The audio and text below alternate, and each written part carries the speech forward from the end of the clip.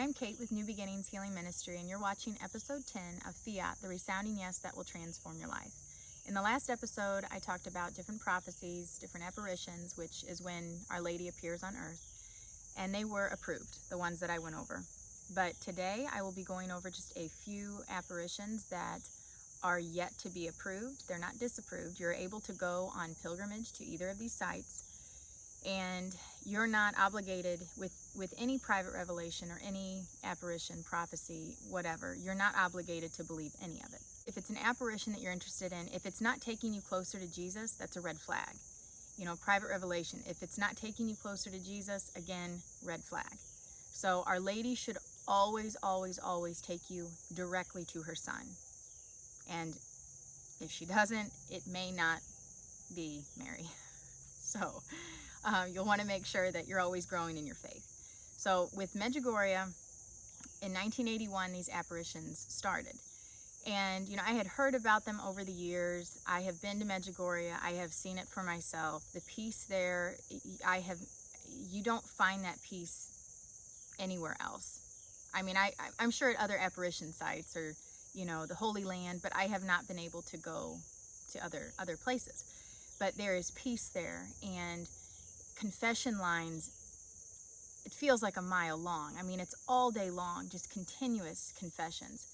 And, you know, daily mass, the desire to pray, the desire to grow in your faith, it's there. And if you watched my testimony of Medjugorje, you will have heard my story of the healing that I received there from my food addiction. And again, you can't fake a healing. You can't fake peace. And I found both there. So I may be a little biased when I look into the Medjugorje messages, because my experience was so wonderful. And I know many, I'm talking hundreds of people that have gone, and I have never met someone who did not get something from it.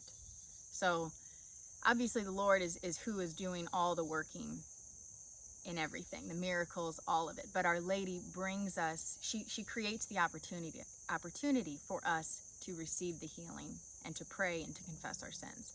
And her messages have always been peace, penance, prayer, and fasting with Medjugorje. So basically, you know, I'm not going to get into this in too much detail, because if you know about this already, chances are you'll know everything. But if this is new to you, it will be overwhelming, because there is so much information. So basically, 6 visionaries, so people who see the Blessed Mother. She's been appearing to these 6 people from 1981 and on. And, you know, of course, different messages over the topics I just mentioned. And the main visionary is Mariana. And she will, sorry, there's a big bird. She will be relaying these secrets to a priest. So they all received 10 secrets, and the secrets are about the events that will unfold in our world that will be very significant and include the chastisement and things of that nature. So she has chosen a priest who is named Father Pitar. And a lot of people will say, oh, I bet Father Pitar is going to die, and then they'll pick a new priest. And actually, I came across an interview, and they asked her that. They said, what happens if Father Pitar dies? And she said, well, then the whole world will know Medjugorje is a hoax, because he has been chosen, and he is to relay these messages to the world. So she will tell him 10 days before they happen. He will fast and pray for 7 days, and then he will share those messages with the world 3 days before they happen. And he will let us know where they're going to happen, how, and for how long. So again, we're going to know very soon if this is a hoax or not. So that's the gist of Medjugorje, okay? There is an apparition that happened in Garabandal, which is in Spain. And that was in 1960. And Our Lady appeared to 4 young girls. I believe they were 12 or 13. And the main visionary there is Conchita, okay? She is still alive, which is interesting, because she was told that she would be alive for these events. And I believe she's in her 70s or 80s. And Father Pitar is 74. So these people are still alive. And, you know, with the messages they received, I'll go ahead and read them straight from this book, because I don't want to misinform you. I want to give you the details exactly. So in the first message that they were given, the first night where she appeared, they were shown, you know, these are young kids, 12, 13. They saw the tribulation of communism, and they said it was gaining dominion over the whole world very suddenly and unexpectedly. Okay. And on the second night, they saw the chastisement, which is the fire from heaven falling upon the earth. And I mean, these girls were screaming, kind of like the Fatima children. They were seeing hell, and they were, I mean, it was too much. So they saw that. And then a few months later, so I'll read this message, parts of it. So Our Lady said, before the cup was filling up, now it is overflowing. Many cardinals, many bishops, and many priests are on the road to perdition and are taking many souls with them. Less and less importance is being given to the Eucharist, and we are to ask for his forgiveness, as in Jesus. And she said, you are now receiving the last warnings, and we are to think about the passion of Jesus. So, again, pretty significant. Like Our Lady of Fatima, Our Lady of Akita. I mean, they're talking about very significant things, and they all mention communism and how it's going to sweep the globe. And we are seeing that right now with this pandemic. You know, the virus is real, but they are using it to further their agenda. And they have it to where people are okay with it. We're accepting of this agenda. And it's due to all the propaganda they've used over the years. So it's really interesting to me that all of these prophecies are all talking about very similar things. And it's this horrible error of Russia, which is this communism, and it's just infiltrated into everything, and it's destroying our world. So Conchita said that Our Lady told her that there was going to be what is called a warning, or the illumination of conscience. And if that's new to you, it's basically going to be for a short period of time. They said about 15 minutes, where the whole world will kind of stand still. And we will all see where our souls stand with the Lord. You know, if we were to die at that very moment, would we go to heaven or would we go to hell? And then it gives us that chance to decide, are we going to fight for Jesus, or are we going to destroy with the enemy? And it will be that clear. You're either on one side or the other. You can't saddle both. You just can't. So what she is saying, Our Lady is saying, this warning is going to prevent the tribulation of communism, not all over the world, because it's already in a lot of places, a lot of countries. So it's going to end communism there and prevent communism from coming to, like, the United States. So again, very significant with what we're seeing. And this is not an approved apparition, but I still think we should just be knowledgeable of these things, because we're seeing it play out. And we know that, you know, the Catholic Church, they did not give the third secret of Fatima out in full. So we know that there's some corruption there, unfortunately, and our church is going to go through the passion. And Jesus is going to cleanse the entire world, the church, and Our Lady's Immaculate Heart will triumph. So we need to go through this purification process, which is going to begin very soon, and we need to be ready for that. So this warning, you know, our Saint Faustina, she is the one who spread the divine mercy message. Jesus appeared to her, and he started telling her, you know, my daughter, you must tell the world of my mercy, because people are sending themselves to hell. And you think, that doesn't make sense. Why would you send yourself to hell? Well, think of a time that you've done something wrong to someone and you have to face them for the first time. And it's just awkward, and you feel bad, and you don't really want to even look at them. Well, when we're standing in front of the Lord and he's, you know, judging us, and at the end he says, I forgive you, because he is an all-forgiving God. He has massive amounts of mercy, and he's forgiving us. But people are choosing hell. They are falling into despair at the very, very end, and they are sending themselves to hell. And so Jesus came to St. Faustina to tell her to spread this message of mercy. And we are in a time of mercy right now. So with this illumination of conscience, you know, we don't know for sure if it's going to happen, but many mystics and many saints have talked about this illumination of conscience. And Saint Faustina said that Jesus came to her and said, before I come as the just judge, I will first come as the King of Mercy? What was it? I'm going to have to look at the King of Mercy. So he wants to save as many as possible. He doesn't want us to go to hell.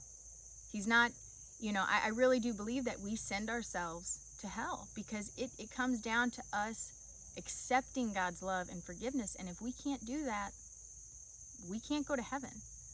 So this warning is going to be a major act of mercy because it's going to prove that God is real, and it's going to give us a chance to make a change, you know, grow in our conversion.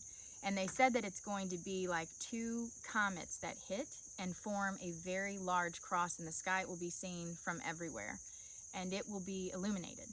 And immediately following that, we will have this illumination of conscience for about 15 minutes. And it's not supposed to be enjoyable, put it that way. No matter how well you're doing in your life, we're going to see the effects of our sin, and we all have it. So with Medjugorje and Garbandal, they're kind of like this timeline. And you know, people think, well, there's so many other things to look into that are approved. Why would we waste our time on this stuff? And my thought is, if they're all saying similar things and they're talking about communism, and we're seeing communism come very suddenly and very unexpectedly, we have all been taken off guard, and it's scary. But we are told to, you know, not be afraid. And when we read these things and learn about these messages, it gives us hope because we know what's going on. We know what to expect, and we know that Our Lady's heart will triumph in the end. And that was with Medjugorje too. She said, what was started in Fatima will finish in Medjugorje. And, you know, here we are. So a few other interesting things. There was a priest, or I think it was it Pope Leo? Pope Leo something. I'm sorry, I don't know the details on this one. But he was in front of the tabernacle after Mass. And he saw this vision for about 12 minutes, supposedly. And he saw God the Father and Satan. And they were having this conversation. And he said that Satan approached him and was saying, I'm going to destroy the Catholic Church. And supposedly God said, I will give you 100 years. But after that, you know, we will win. The church will overcome the darkness. And there's kind of speculation on that, like when did that 100-year period start? And people think it started in 1917 when Fatima started, you know, those messages. So 1917 to 2017 would be 100 years. And 2017 was when the abuse scandal came out in the church. And again, it still is not being taken care of properly. And that should be a red flag to all of us to really figure out what's going on here and who's telling the truth. And you got to think too, we have, you know, there's this talk of 2 popes, Pope Benedict XVI and Pope Francis. And I do not want to bash our Pope. I pray for our Pope. But I have to wonder, what is the deal? You know, I'm not going to go through everything I've researched, but I encourage you to research that. You know, we've got Netflix even coming out with the 2 Pope movie. It's like, really? This stuff, you can't make this stuff up. And it just keeps unfolding. Every few weeks, it's just another thing. And I forgot to mention this in the last video. I talked about Our Lady of Akita. She was given a message, and she gave a message to Sister Agnes in 1973. And then she didn't receive another message until October 6, 2019, which was the day of the Amazon Synod, which bad things went on there. They did. And about 40 days after was the first case of COVID. But during this time when she gave this message, my first thought was, oh my gosh, I wonder if anything will happen in 40 days. And it didn't seem to, because it was in China. We didn't hear about this COVID, but it started, and now we're talking about socialism and communism, and these topics are really coming out. And corruption is it's surfacing on every level, I feel like, at this point. So it's just, this is all very interesting. And, another one, Conchita, so she was the young girl in Garabandal. She said that she would be alive for this, and she's in her 70s or 80s.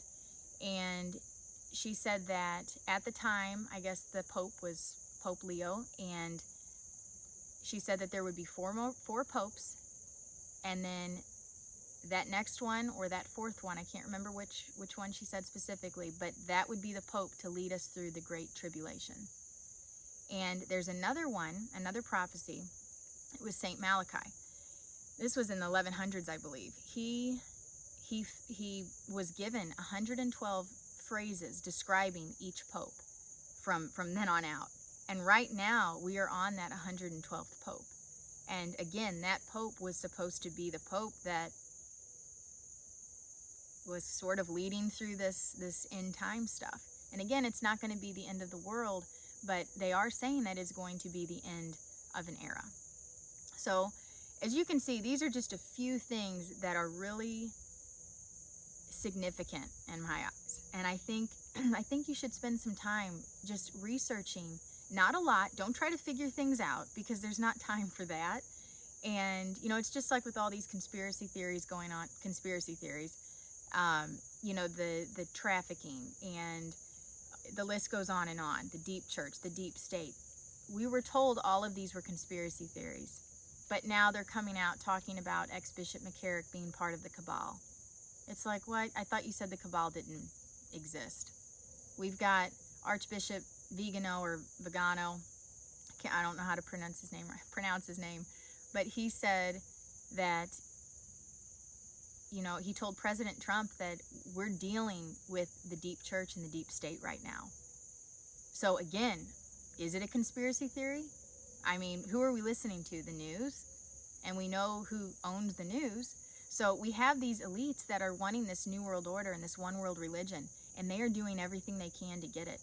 They do not like President Trump. And I don't care what side of the fence you're on. I mean, my husband's convinced me that government is not good.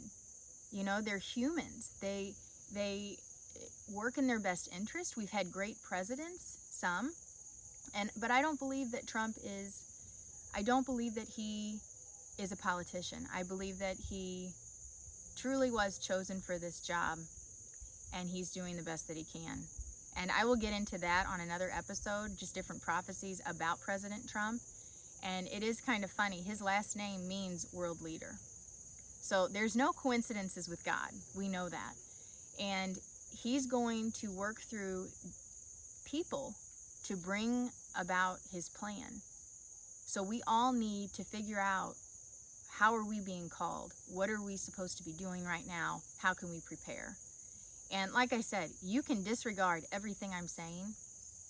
That is strictly up to you, and that's fine. But I really do feel that things are going to happen regardless of what we think.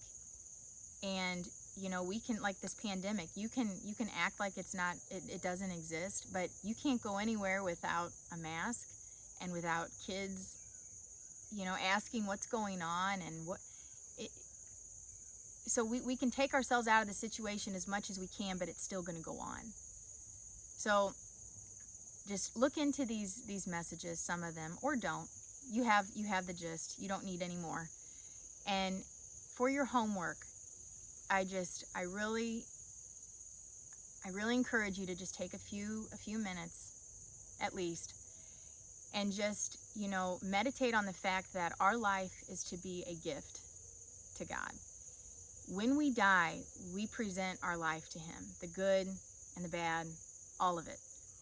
And I want you to think, is this a gift that I'm proud to give? You know, nothing's worse than going to a party and you have to give a gift that you totally bought last minute, and it's just like, oh, I really should have thought about this more. You know, we're not going to get another chance. When it's over, it's over. And then we present our gift. Are you happy with that gift? If not, you've got time. You know, conversion can take place in an instant, but you have to grow it, and that takes time. But the Lord knows where your heart is. He wants you to come to him. You know, think of your children. When they do something bad, think of how happy you are when they just come and tell you the truth. It's like you're not even in trouble. I don't care that you just cut everything apart and everything is destroyed. You didn't lie. Like, well done. So just picture yourself as a child. Anytime you feel like you're not worthy, or you're too scared to go to confession. You know, the other day I went to confession, and then I went on this little retreat where I'm at now, and we had the chance to go to confession again, and it had only been 24 hours. And I'm thinking, I should go, because why would I not go? But at the same time, I'm like, I don't really know what sins, and just that's the sin of pride. I mean, 24 hours, I didn't make one sin. I mean, come on. But the fact that I didn't know what my sins were, that kind of made me sad. So I thought about it, and I'm like, I almost went just to go through the motions. But I'm like, no, I'm gonna think about this. I'm going to ask the Lord to reveal to me the areas I need to work in, because that's what it's all about. We're all in the same boat. We're sinners. We need extreme amounts of work, and again, it's all about embracing the cross. And when we do that, our sins just kind of fall out. They're very obvious. And once we get rid of those sins, once we cleanse our souls, that line of communication opens up. And I can speak from experience on that too, because getting messages when I'm not right with the Lord, it's gone. I don't hear anything. I don't feel anything. And it's like the Lord allows me to feel what so many people feel like. And it doesn't have to be that way. And we're all called to grow in conversion and confess our sins. And I mean, that's really it. That's all there is to it. So again, your homework, just meditate on that. Meditate on your life. Are you happy? If not, change it. And if you can find a crucifix, either in your hand or a picture, and just meditate on that. Meditate on the Passion. And just ask the Lord to reveal ways that you can become better, ways that you can fully embrace the cross. Have a good day, guys. Thank you.